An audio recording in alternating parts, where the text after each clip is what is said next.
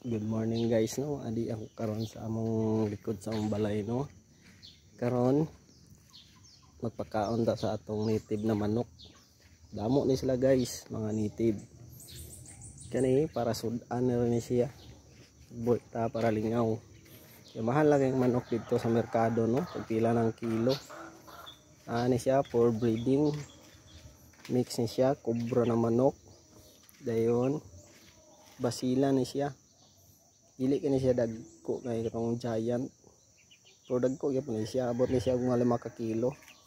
Pag mo abot na siya og 2 years mo na siya. Mo ni matangkal hugaw pa kayo. Kani siya native. Native siya guys. Ano guys, napog ko yung misa na mga siyam po ni sila kabuok. Ako pa ni siyang gibutang sa ground para mapraktisan og pagkaon sa nanay. Pero ako na siyang ibulag para healthy siya. Ka-prepare po kung tangkal na guys para na nila. Para guys oh. Siya mga lang tangkal. Mo ni himuon. Diha i-close na siya.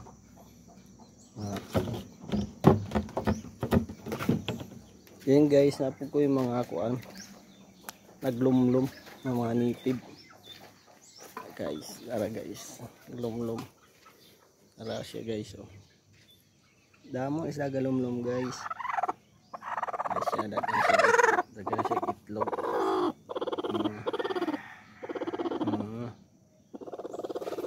Dinapadari guys oh. Tawan nyo guys, daghan sila. Dara oh. Guys, lumlum. Ang itlog nila.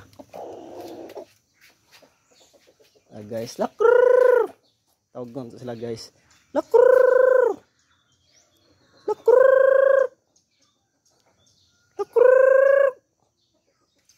Lakrrrr. Busog man sila guys. Kakaon na siguro sila. Ngayang hapon guys, nato sila.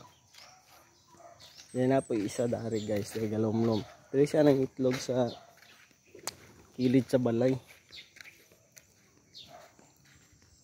Isa guys, so. Ito lang siyang gitabunan o sako. Ay plywood. Pwede siya pabasag ulan. So guys. Ini siya pagkabutan dari guys. Tago kayo.